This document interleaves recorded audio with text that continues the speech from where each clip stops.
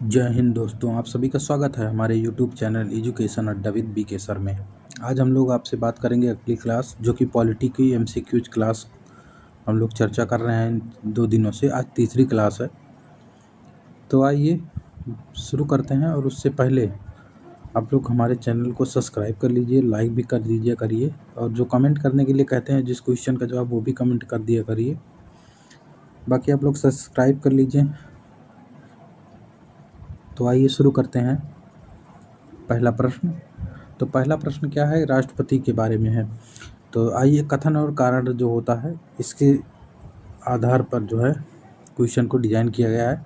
तो सबसे पहला क्वेश्चन यह है कि जो राष्ट्रपति पद धारण किए अथवा धारण कर चुके व्यक्ति को दोबारा इस पद के लिए निर्वाचित नहीं किया जा सकता। यानी कि इस प्रश्न का मतलब यह है कि कथन जो दिया गया है कि यदि कोई व्यक्ति अगर राष्ट्रपति एक बार बन जाता है तो क्या वो दोबारा बन सकता है, इसका सीधा सीधा सा मतलब यही है। फिर इसका कारण क्या है? सदन के सदस्य के रूप में निर्वाचित होने की पात्रता धारण किए बिना कोई व्यक्ति राष्ट्रपति पद के लिए निर्वाचित होने का पात्र नहीं होगा। तो क्या ये सही है?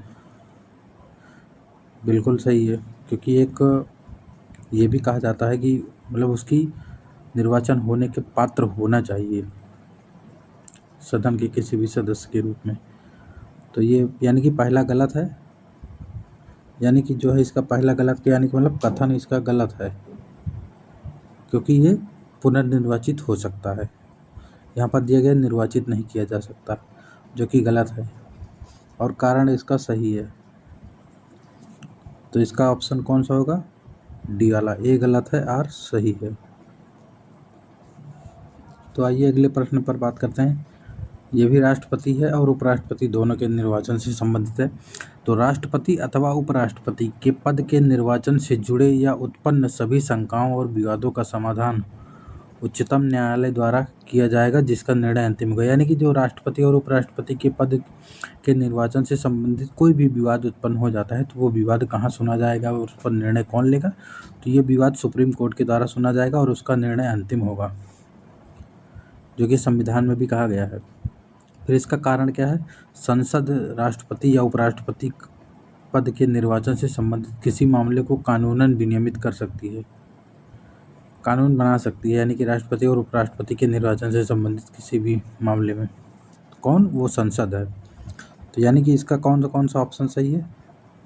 यानी कि ये तो पहला भी सही है, क्योंकि सुप्रीम कोर्ट ही करता है और ये संसद कानून बना सकती है। दूसरा भी सही है। तो क्या एक दूसरे से दोनों जुड़े हुए हैं? नहीं, बिल्कुल नहीं। यानी कि ए और आर दोनों सही हैं, लेकिन आर ए की सही व्याख्या नहीं करता है। अगर दोनों जुड़ा होता, इंटरकनेक्ट होता एक दूसरे कारण के प्रभाव से कथन, तब जो है सही व्याख्या करता, लेकिन ये व्याख्या नहीं कर रहा है सही दोनों। फिर आइए देखते हैं, राज्य में संवैधानिक आपातकाल घोषित होने की स्थिति में राष्ट्रपति क्या कर सकता है? तो राष्ट्रपति राज्य सरकार और उच्च न्यायालय के सभी कार्यों की जिम्मेदारी स्वयं ले सकता है। तो क्या ऐसा है? आइए बात करेंगे, पहले देख लेते हैं। फिर राष्ट्रपति घोषणा कर सकता है कि राज्य विधानमंडल की शक्तियां राज्यपाल के अधिकार में रहेंगी। तीसरा है, उच्च न्यायालय को छोड़कर राज्य सरकार के सभी कार्यों की जिम्मेदारी स्वयं ले सकता है। राष्ट्रपति घोषणा कर सकता है कि राज्य विधानमंडल की शक्तियां संसद के अधिकार में रहेंगी। उपरोक्त में से कौन सा कथन सही है? तो आइए अब देखते हैं हम लोग। पहला ऑप्शन क्या है? राज्य सरकार और उच्च न्यायालय के सभी कार्यों की जिम्मेदारी स्वयं ले सकता है। बिल्कुल नहीं, उच्च न्यायालय की यहाँ बात नहीं की जा रही है, क्योंकि राज्य में संवैधानिक आपातकाल में क्योंकि स्वतंत्र न्यायपालिका, इसलिए उच्च न्यायालय यहाँ से हटा दिया जाए। तो ये वाला ऑप्शन हट गया। तो पहला जिसमें उसको हटा दीजिए। पहला ये हट गया, ये हट गया। अब आगे देखते हैं। घोषणा कर सकता है, यानी कि राष्ट्रपति घोषणा कर सकता है कि राज्य विधानमंडल की शक्तियां राज्यपाल के अधिकार में रहेंगी। बिल्कुल नहीं, वो तो राष्ट्रपति के अधीन आ जाती है ना। तो यानी कि दूसरा भी हटा दो। तो यहाँ से ये दूसरा इसमें है, तो बचा 3 और 4। अब चाहे इसको आप लोग देख लीजिए और चाहे वैसे टिक कर दीजिए। तो देखिए, देख लेते हैं। उच्च न्यायालय को छोड़कर राज्य सरकार के सभी कार्य, बिल्कुल, क्योंकि न्यायालय स्वतंत्र है, तो इसको छोड़ दिया जाए तो बाकी राज्य सरकार के सभी कार्यों की जिम्मेदारी स्वयं ले लेता है केंद्र। फिर राष्ट्रपति घोषणा कर सकता है कि राज्य विधानमंडल की सभी शक्तियां संसद के अधिकार में रहेंगी। बिल्कुल, ये तो होता ही है, तो यानी कि इसका ऑप्शन तीसरा सही है। फिर आर्टिकल 154 की बात कर लेते हैं। तो राज्यपाल अपने कार्यकारी अधिकारों का प्रयोग सीधे अथवा अपने अधीनस्थ अधिकारियों के माध्यम से कर सकता है। तो यहाँ पर अधीनस्थ की बात की गई है कि अधीनस्थ में कौन कौन शामिल होता है, क्योंकि जैसे केंद्र में तो मंत्रिपरिषद होते हैं, मंत्री होते हैं। अब यहाँ पर क्या है, तो इसमें इसका ऑप्शन ये तो सीधे देखिए, मुख्यमंत्री को छोड़कर सभी मंत्री बिल्कुल नहीं, केवल मुख्यमंत्री और मुख्यमंत्री नहीं, कैबिनेट मंत्री नहीं, तो इसका ऑप्शन होगा सही सभी मंत्री और मुख्यमंत्री। तो आइए अगला क्वेश्चन देखते हैं। अब ये भी कथन और कारण से संबंधित है। प्रधानमंत्री की अध्यक्षता, कथन दिया गया है कि प्रधानमंत्री की अध्यक्षता में एक मंत्रिपरिषद होगी जो कि राष्ट्रपति को कार्यों के निर्वहन में सलाह और सहायता प्रदान करेगी और राष्ट्रपति इसकी सलाह के अनुसार कार्य करेंगे। जी हाँ, बिल्कुल सही है। इसका आर्टिकल आप लोग बताइएगा किस आर्टिकल में ये प्रावधान किया गया है, कमेंट करिएगा। फिर कारण में बात करते हैं कि राष्ट्रपति को मंत्रियों के द्वारा दी गई सलाह की जांच किसी न्यायालय में नहीं की जा सकती। बिल्कुल, इसकी कोई भी न्यायालय इसकी जांच नहीं कर सकता। तो ए और आर दोनों सही है और इसकी व्याख्या सही व्याख्या नहीं करता।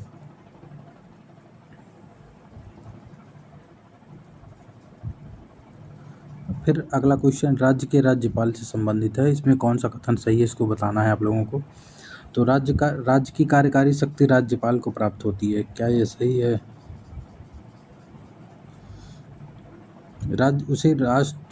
पहला है तो ये तो मान लो सही है कि राज्य की जो कार्यकारी शक्तियाँ राज्यपाल में और केंद्र की राष्ट्रपति में होती हैं।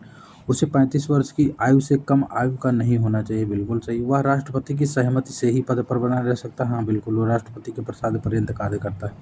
तो राज्यपाल को पदच्युत करने के आधार का उल्लेख संविधान में किया गया नहीं, इसका उल्लेख संविधान में नहीं किया गया है। तो इसका ऑप्शन चौथा जहाँ जहाँ है इसको आप लोग काट दीजिए। चौथा यहाँ है, यहाँ है, यहाँ है, तो बचता कौन है? ये बी ऑप्शन, इसका बी ऑप्शन सही है। फिर आइए पंचायती राज संस्थाओं से संबंधित अशोक मेहता समिति की सिफारिश की बात की गई है। तो इसमें कौन कौन सा है? ये राज्य के राज्यपाल से फिर अशोक मेहता समिति जो बनी थी उसकी सिफारिशों के बारे में प्रश्न है। तो दिया गया है तो 2 स्तरीय प्रणाली का सृजन होना चाहिए। सही बात है, अशोक मेहता समिति में ही सिफारिश दी गई थी कि जो पंचायती राज्य हैं उनको 2 स्तरीय प्रणाली का सृजन किया जाए और अनुसूचित जाति, अनुसूचित जनजाति यानी SC ST के लिए सीटों का आरक्षण की बात की गई थी। फिर पंचायती राज संस्थाओं को कराधान की अनिवार्य शक्ति भी दी गई थी, ये भी सही है, यानी तीनों सही है ये।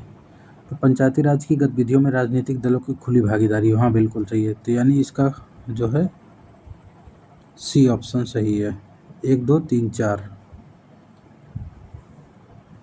भारतीय संसदीय प्रणाली की विशेषता के बारे में प्रश्न है। तो भारतीय संसदीय प्रणाली की विशेषता में क्या क्या आता है? स्वतंत्र न्यायपालिका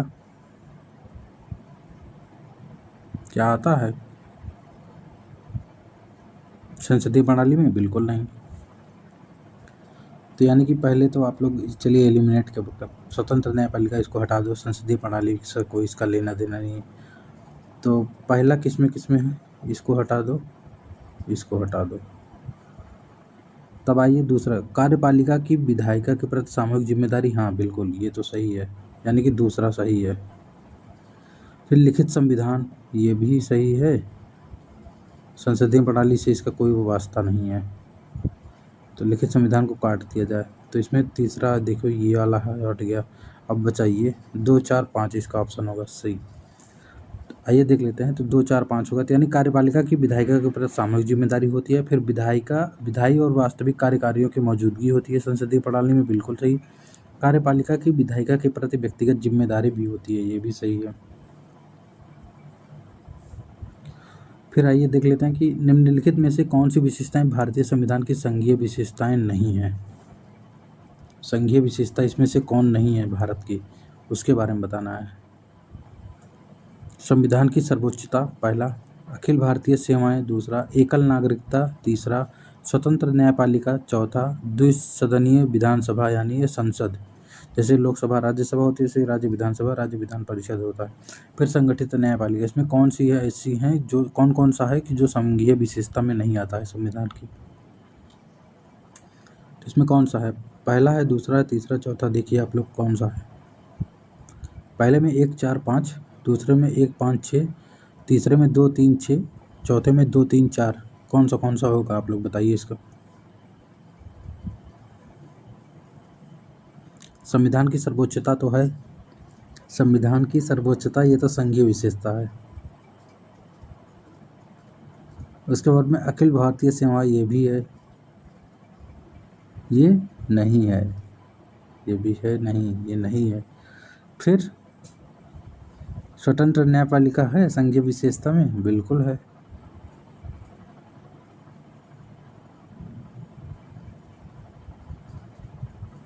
ये भी नहीं है।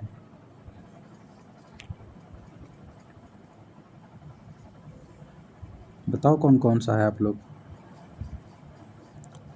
इसका ऑप्शन होगा सी, यानी कि 2 3 6 ऐसा है जो कि नहीं है, यानी कि अखिल भारतीय सेवाएं, एकल नागरिकता और संगठित न्यायपालिका, ये सब जो है संघीय विशेषता में नहीं है, बाकी सब संघीय विशेषता में आते हैं। फिर निम्नलिखित वाक्यों में भारत सरकार अधिनियम 1858 में क्या शामिल है। मतलब ये जो नीचे 5 कंटेंट दिए गए उसमें से कौन कौन से हैं कि जो भारत सरकार अधिनियम 1858 में आया था, 1857 की क्रांति जब हुई थी उसके बाद जो आया था अधिनियम, उसमें कौन कौन सा शामिल है। तो सबसे पहला, कंपनी शासन की जगह सम्राट शासन लाया जाना, बिल्कुल सही है। 1857 के बाद वहाँ के ब्रिटेन की शासन यानी सम्राट का शासन लाया गया है, जिसको कहा जाता है विक्टोरिया रानी का शासन। फिर दूसरा, कोर्ट ऑफ डायरेक्टर से ऊपर बोर्ड ऑफ कंट्रोल की स्थापना की गई थी, नहीं बिल्कुल नहीं, ये तो सब तो 1857 के पहले की बात है। फिर खुली प्रतियोगिता प्रणाली का सुनिश्चितीकरण किया गया था, हाँ, ओपन कंपटीशन जो है शुरू किया गया था यहाँ पर। फिर गवर्नर जनरल के विधायी और कार्यकारी कार्यों का पृथक्करण किया, नहीं ये भी नहीं। भारत के सेक्रेटरी ऑफ स्टेट के नए पद का सृजन यहाँ पर किया गया था, यानी कि इसका ऑप्शन कौन सा होगा सही, डी वाला ऑप्शन होगा। तो आज के लिए इतना ही। बाकी ये PDF प्राप्त करने के लिए आप लोग हमारा टेलीग्राम चैनल ज्वाइन कर सकते हैं, जो कि एजुकेशन अड्डा विद BK सर के नाम से है, और उसका लिंक जो है हम डिस्क्रिप्शन बॉक्स में भी हम आप लोगों को दे देंगे। तो मिलते हैं अब अगली क्लास में, आज के लिए बस इतना ही। बाकी हमारे चैनल को भी सब्सक्राइब कर लीजिए आप लोग।